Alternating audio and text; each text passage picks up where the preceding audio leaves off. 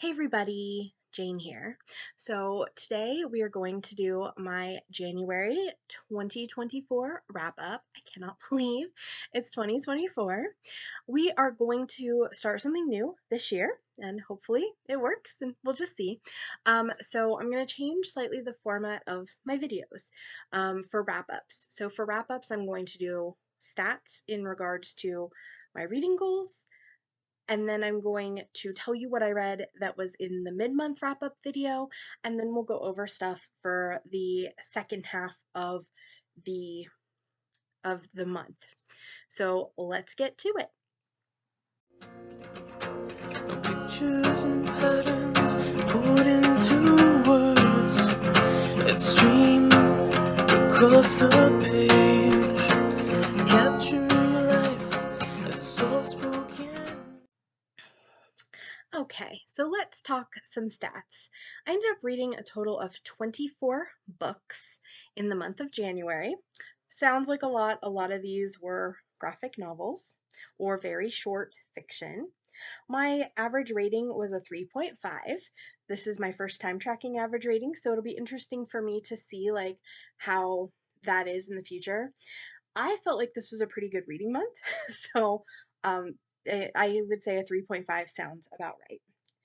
As far as my goals go, one of the things I wanted to do was read books from my own TBR at least 50%, and this month I read 52% from my own TBR.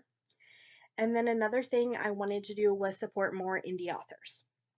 Originally, I was wanting to support small presses and indie authors, and I still do, but for what I'm doing with my numbers, I've decided just to count indie authors and not small presses because it got really confusing sometimes to tell, like, is this press something that I would consider an indie press? Like, it says on their website it's indie, but I'm also reading like 5 books this month. It was 3, but still, like, quite a few books this month from that press. So it's like, maybe they're not. But as far as indie authors, I read 17%. My goal is at least 10. So I met all of my goals this month. All right, so really briefly, the books that were in the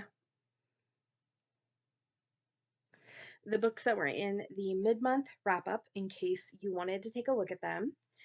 I had Barbarian Lover, which I gave 5 stars. Artec, which I gave 3 stars. Conventionally Yours, which I gave 5 stars. Choosing Theo, which I gave 4 stars. Cat and Gamer, which I gave 4 stars. The Clinic, which I gave 3 stars. My Gently Raised Beast, Volume 1, which I gave 4 stars. Dungeons and Drama, which I gave 5 stars. Half-Orcs Maiden Bride, I gave 4 stars.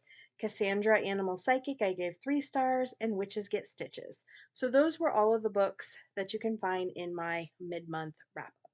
So now we can get on to the books that I read in the latter part of the month, and we can talk about all of those. All right, so I'm going to do these books in the order from my least favorite to my most favorite. Starting with my 2 DNFs for the month. So my first DNF was One Moment Please. This is a medical romance. There is a doctor who is a jerk, and there's a girl who his name is Josh and her name is Lindsay. Lindsay is hanging out in the hospital cafeteria to write her thesis, and Dr. Jerk comes up and is like, I asked around. You are not a patient. You don't have any family members here, and I don't know why you're here, unless you're just faking being sick for sympathy. They later meet at a bar, they later hook up, and apparently, and I didn't get this far, they get pregnant. I love the secret baby trope. I thought I was going to enjoy this because I like the idea of medical romance because I work in the medical field, but man, between him being a jerk and also all my questions about, I don't think healthcare really works the way that you act like it works, this just ended up being a huge miss for me. I didn't get very far. Um, I was over it and I knew I wasn't gonna have a good time. My friend Princess read it And she had kind of been like, I don't know, it might just be me. I'm not as big into contemporaries. And I was like, no, it's not you. It's a book problem. The next one might be a me problem. And the other DNF I had was The Masterful Cat is Depressed Again Today. This book is a manga, and I guess I didn't get it. And that sometimes happens with manga, but I didn't get it to a point that I didn't even decide to finish reading it, and it's not that big. So, quick version of the story, this girl is a hot mess, and she somehow has a cat that does all this stuff for her, cooking and cleaning, and I don't know why. So I got about halfway through and I just wasn't having a good time, and I decided, you know what? I just don't care enough to finish this book. So those were the DNFs. So let's get on to the things I actually finished, starting with the things that just were not for me. And I'm really sad about the first one because it was one of my 5-star predictions, and that was A Wolf in Duke's Clothing. So I just finished reading this not too long ago, but because it was a very hard read, I'm forgetting things already. So, Felicity has been told, Felicity is orphaned. Okay, she has been told by her uncle that if she makes it to her 25th birthday without getting married, that she will get an inheritance. She really would like to race horses like her mother did, and so she is trying to get that inheritance and to not need a man. Alfred, who is a duke, meets her at a ball and is like, that's my mate. And so he kidnaps her and is like, we're gonna get married because I'm gonna ruin you. There's a lot of good things about this book, but the writing just didn't work for me. So this author seems like they were really trying to be authentic to the period, and it's very complex writing. If you hate classics, and classics aren't my favorite, this is not for you. This felt like, as I'm trying to read it, that I'm trying to dig through very classic language. And while that might really work for some readers, it did not work for me. And I had such a hard time even following what was happening. There were times that the story was kind of convoluted, times that I was like, am I missing things, or is it because of the language issue that stuff happened and maybe I didn't realize it? There is a little bit of a thing with her horses that happens later, and I was not entirely sure if there was ever a resolution given. Yeah, this book, I liked what it was trying to do. I wanted to like it because historical paranormal sounds amazing to me, but alas, I just couldn't with the writing. I almost DNF'd it multiple times, and I probably should have DNF'd it, but I really just, like, I got to a point where I was like, okay, I kind of understand what's going on. I kind of like it. I kind of like some of the stuff that's happening. And then I like get to a point where I'm like, I don't understand what's happening anymore. So yeah, the writing. If you think this is a cool book and you're like, same as me, historical werewolves, woohoo, check, like, see if you can do like a preview of the first few pages and see if the writing works for you. Because if it does, this book might really work. Just didn't work for me. The next book was a graphic novel, and it was Stars in Their Eyes. And this is about a girl who is going to a sci-fi convention because she wants to meet this actress who was in a sci-fi show she really liked, who is also an amputee. And so she goes to the convention, but she has a lot of chronic health issues that make it difficult for her to manage the convention. While she is there, she also meets this person. I don't remember what their name is. Ollie. Ollie. And Ollie and her, what is the girl's name? And Maisie spend some time together, have kind of a 1-day romance. And then at the end, Maisie's mom is all like, hey, even if it only lasted for a day, it was still a valuable experience because, you still got to do it. It's just, you still got to have a good time, but maybe you don't expect this to continue because you're a teenager. I think she's 13 or 14. And then also like the distance between Maisie and Ollie was going to be like really far. Like I think they said 500 miles. I liked that this book was really trying to show how important representation was. My issue was that felt like all this book was doing was saying, hey, representation matters, and we're just going to do a ton of representation. And I felt like that felt kind of heavy handed. I appreciate representation. I think representation is absolutely important and absolutely matters. And the author has the chronic illnesses that are being represented. So this is own voices. I just felt like it was very heavy-handed and there wasn't much going on other than the character struggling with their chronic illnesses. So, yeah, this book, it's also like late middle grade, early YA, and I think I just wasn't the audience for it to get past the fact that it just felt like a message about representation. Another graphic novel that I read that also was rather heavy-handed but was very pretty is Daughters of Snow and Cinder. This was kind of a confusing read. You have these women who are, I think, this woman who wants to go and help or go with this group of guys and mine for gold. They have hired the native people there to help them with the gold mining, and they're treating them horribly, and bad things happen. There is trigger warnings in here for abuse, animal abuse. That was a rough one. But it's so pretty. It's very pretty, pretty art. Let me see if I can show you some pretty art that is not.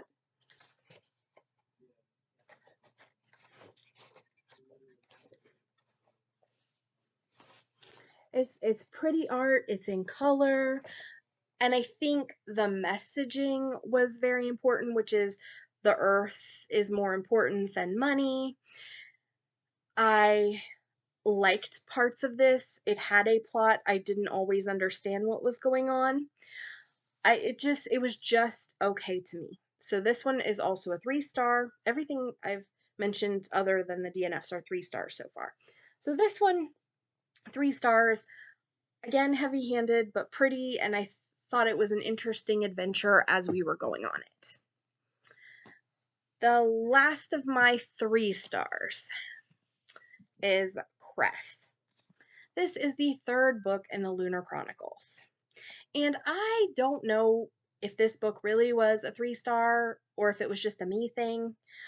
I had given Cinder 5 stars and Scarlet 4 stars, but I read those 2 books, which are the first 2 books in the series, quite a while ago. I did not do a reread before moving on to this. I did remember the important storyline, so I didn't feel like I was missing anything or that I had any gaps of knowledge I should be concerned about. I just kind of didn't care. And I think part of that too, maybe a big point in this series involves a plague. And having lived through 2020, plagues are maybe just less of my thing. Just maybe. So, book 1, Cinder, is a retelling of Cinderella. Scarlet is a retelling of Red Riding Hood. And this is a retelling of Rapunzel. I will say too, and it features a girl named Cress. So I guess I should back up and tell you what the series is about.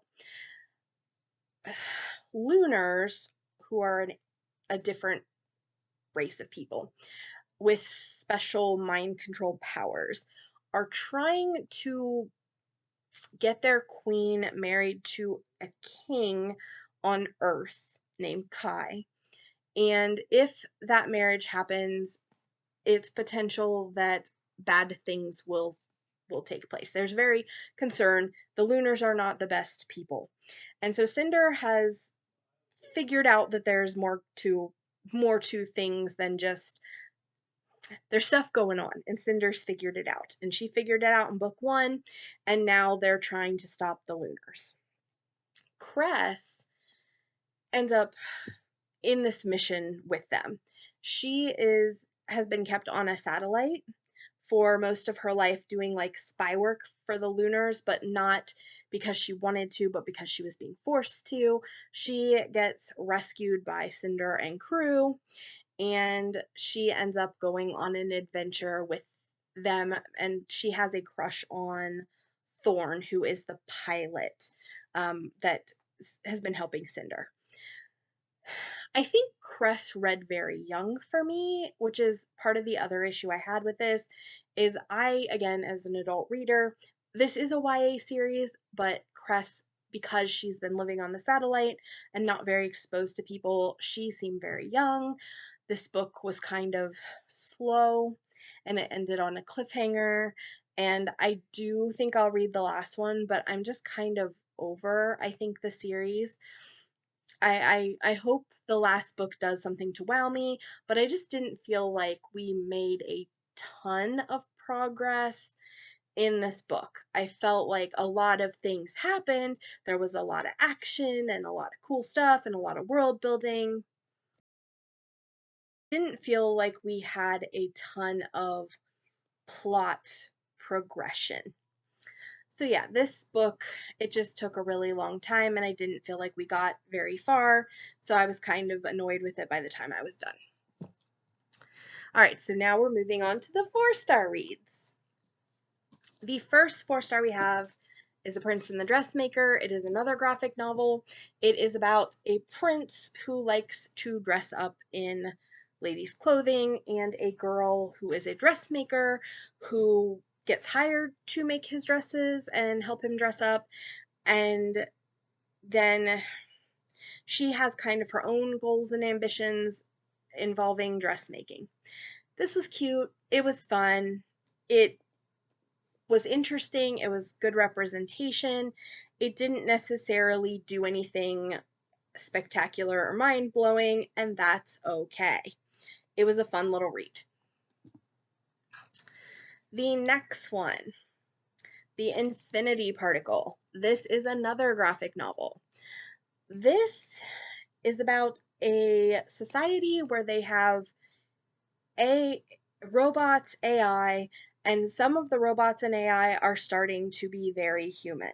So this girl has gone to work for somebody who's made a lot of advances in the robotics field, and she is working very closely with this AI, and they start to have some feelings for each other.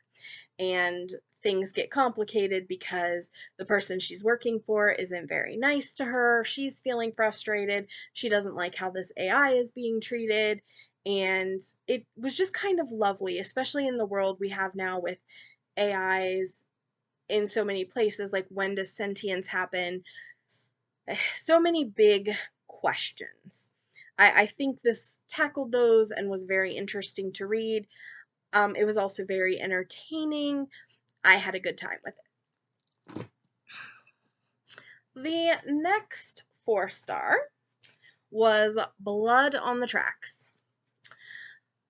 I just am really enjoying this series. This is volume 4. Without spoilers, I guess.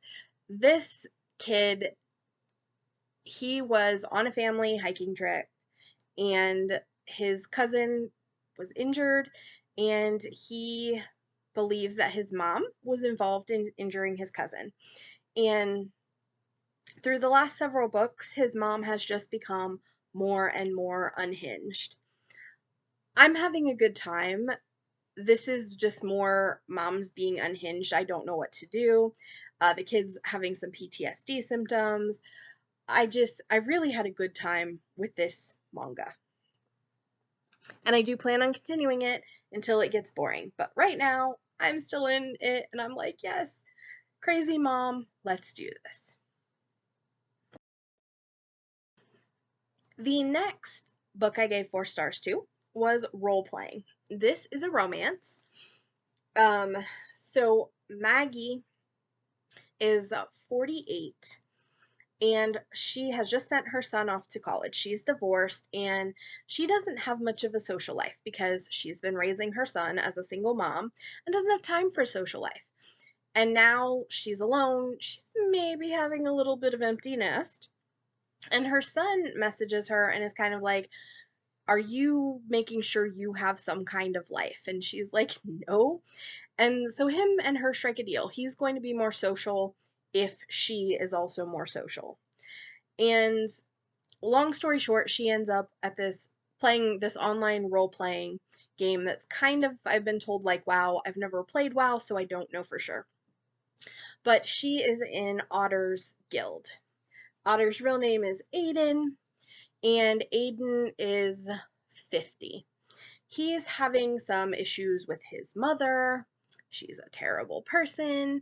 And so Aiden and Maggie strike up a friendship in this online game. However, initially they both assume that they have this giant age gap.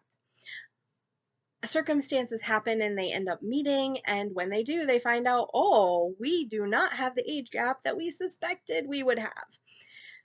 So that kind of sparks a friendship, which eventually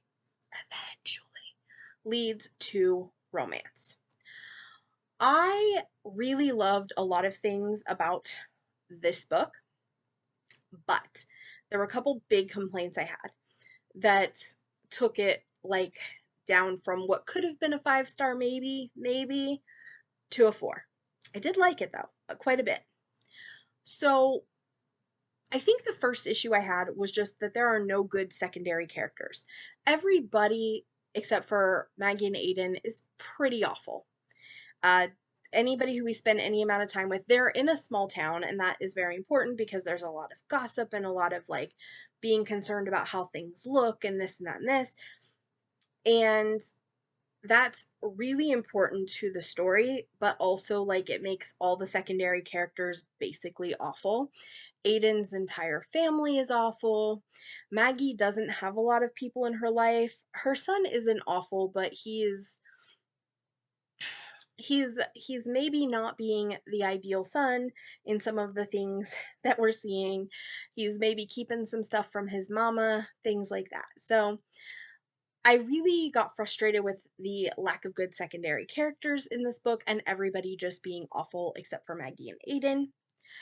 I also felt that this book is very slow. Now, we are given an explanation of why this romance has to be slow and why this book is slow, and oh my word, it is slow.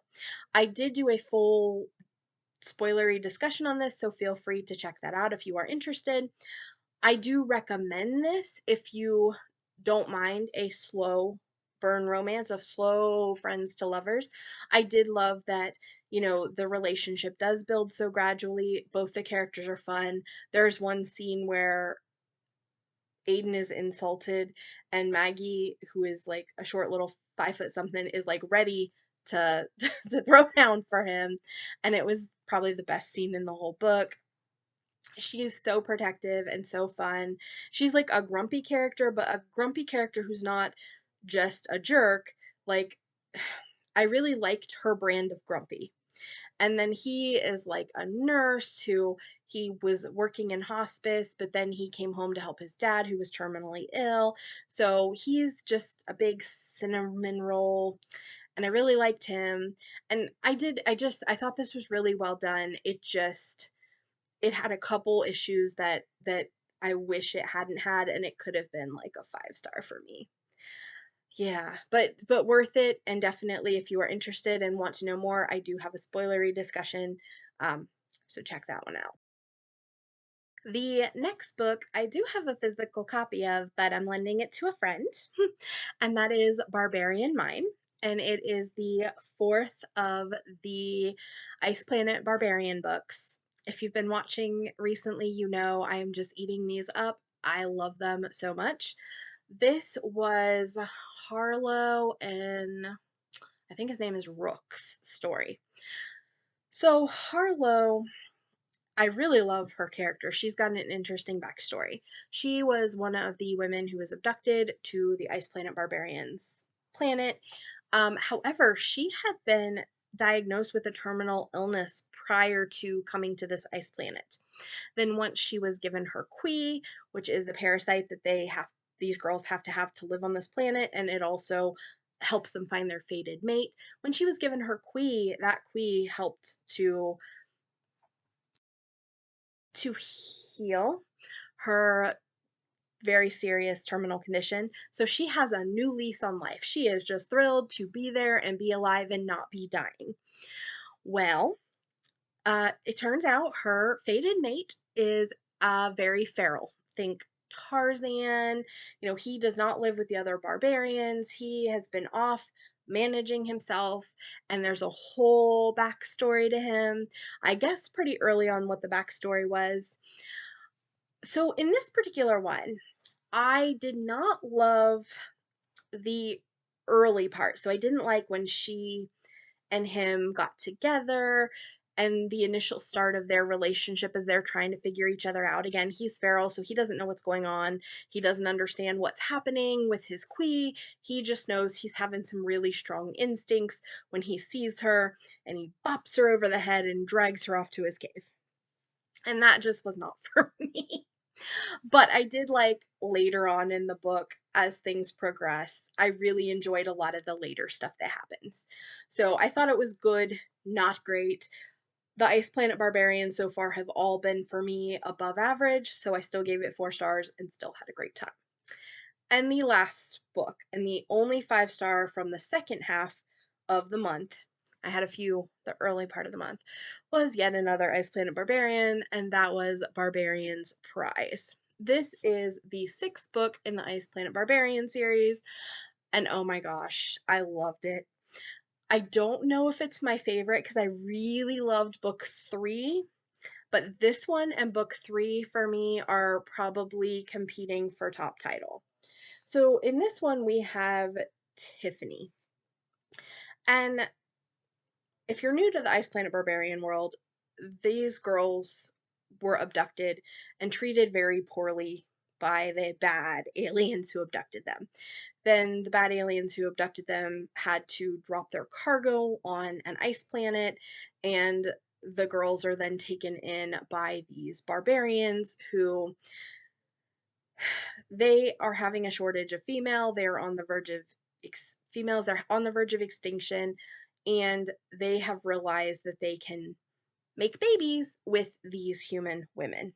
I love it. Anyway, Tiffany is kind of in a rough situation. So while she was on the ship, she was essayed, and she has a lot of trauma from that situation, absolutely understandably.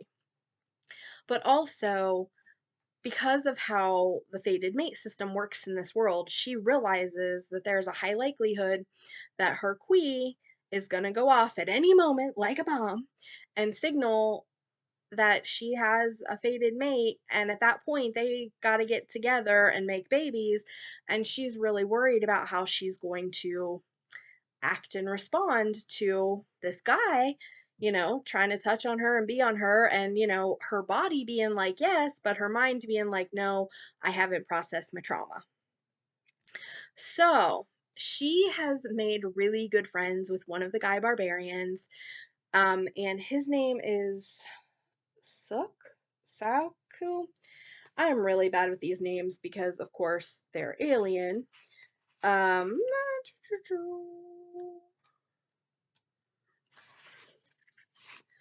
Luke. So he, so she goes to Saluk and she's like, hey, you and I are besties. At least the closest to a bestie I have on this planet. I would like to try to work on touching people. You know, I want to work on, you know, work myself up so that when it comes to the point that my Kui goes off, I'm not, you know, my husband basically doesn't end up with a crying, freaking out mess as we're trying to make a baby. So, now Saluk has known in his heart basically since the beginning that this is his woman, and all the guys, like there's only a couple single women left, and all the guys are chasing this girl, all of them. And he's the only one who's not being pushy. He's the only one who's like not and he's also the only one who seems to understand. He's the only one who seems to understand how to court an Earth girl, because the other guys are very much courting her like they would on their planet. They're very much being like, "Hey, I went and killed all this meat for you. Isn't that wonderful?" I got you this great fur. Isn't that great? And like those things are very necessary on their planet, and I love that as like a reader of this, that these guys are very like, I'm gonna take care of you, you're my mate. But he has a different approach, and I love his approach. I love her kind of dealing with her trauma. I know this may not be everybody's favorite trope or book, and I know that it can be problematic with the guy has the magic. But I loved this. I loved their dynamic. I loved how sweet he was. I loved his process for wooing her. I just, everything, everything about this, I absolutely loved. So, but I also loved everything about book 3. So, right now they're kind of tied for my favorite in the series so far, but they were both really amazing. So, yeah, those were all the books I read in January. Please leave a comment if you have read any of these books, and if so, what you thought of them. If you have recommendations similar to the Ice Planet Barbarians, I am very soon going to run out of the printed books, and they're like still doing them, but it's taking time, and I don't want to read them without the printing because they have bonus material and I want all the bonus material. So I'm gonna very soon be in like I need something that's Ice Planet but not Ice Planet. So give me your recommendations for anything that is like Ice Planet E that you think I'm gonna like based on like what you know about me. Also give me any recs for paranormal romance. I love the idea of historical paranormal, but it can't have that heavy language. Like I don't I like Tessa Dare. Like I like Tessa Dare's kind of the people sound modern, they feel modern, but it's in an old setting. Like that is what I'm looking for. But I'd like that with werewolves. So if that exists and you happen to know what it is, please leave that in the comments below.